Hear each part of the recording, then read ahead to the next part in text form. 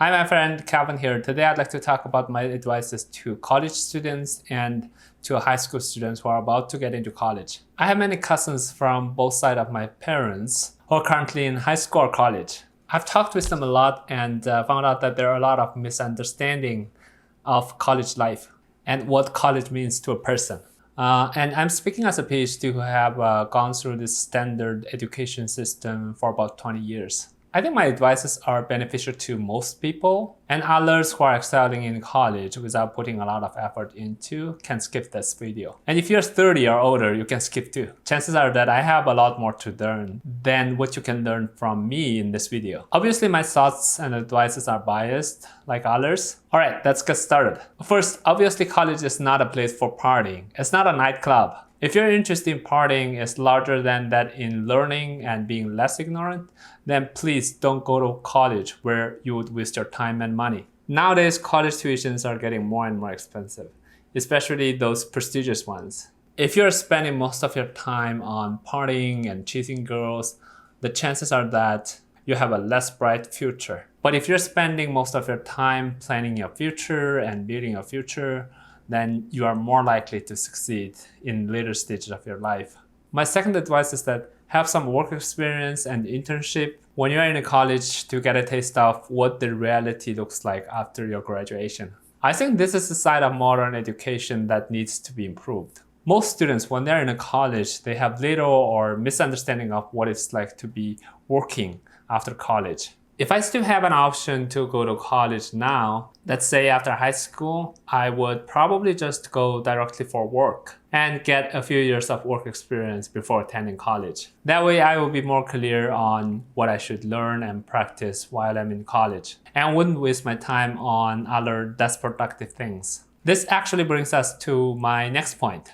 My third advice is have a clear goal when you start a college. If you don't, find one by researching about what you want to do with your life. What's actually available in the real world outside college? What it's actually like to be the role in reality that you're thinking to be. Don't make assumptions after watching movies. Does being an engineer means that you're going to work like Tony Stark, the Iron Man? Absolutely not. Figure out what it's actually like to be what you want to be and decide whether you want to be in that position. If I were to restart my college, I would very likely to choose between engineering and finance, both of which are much easier to find a job than other majors. Because now I want to make a decent living before pursuing my other interests. That won't benefit me financially in the short term. If you don't know what major to choose in college, I would suggest you to think about finance, business, and software engineering.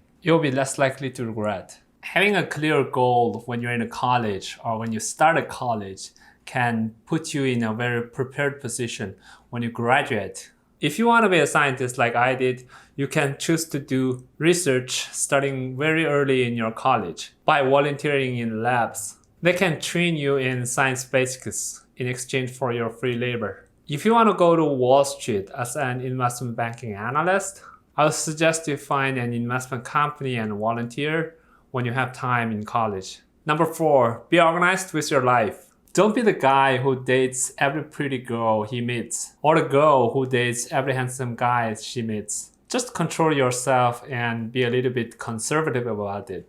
You have a lot of chance to meet the one guy or one girl with whom you want to spend the rest of your life. Don't take that kind of I'm having fun with this guy or this girl for a couple weeks attitude. That kind of approach I personally don't think is good. It probably is fun for you temporarily, but almost every choice you make in your life have long-lasting effect, whether you notice it or not. In this case, it can be just waste of your time or even worse. Definitely be organized and develop good habits of living. This will benefit you for your whole life. To those who haven't read, I'd like to recommend a book called Atomic Habit, which very well explains the importance of having good habits. This includes reading books instead of playing video games, playing hockey instead of partying and drinking alcohol every night. Number 5 is learn at least one skill that can get you employed after your graduation,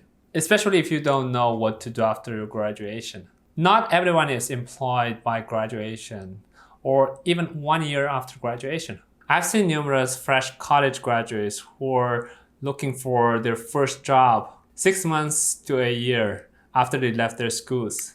Learn at least one skill that can get you employed easily and get you living without relying on your parents or relatives. It can be a programming language like Python or C++, video editing, photography, teaching, or anything decent and get you employed. Maybe start your own YouTube channel or your real estate broker license. With this, you won't be very depressed when everyone around you has a decent job. Number 6 is do an internship at a company for a fee or free. This is very important, especially if you have zero work experience.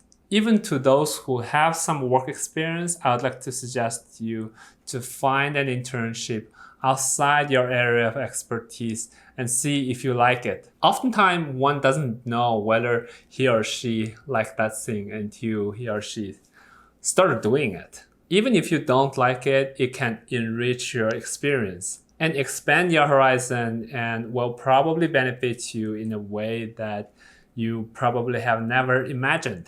Number 7 is that learn how to play a role within a team.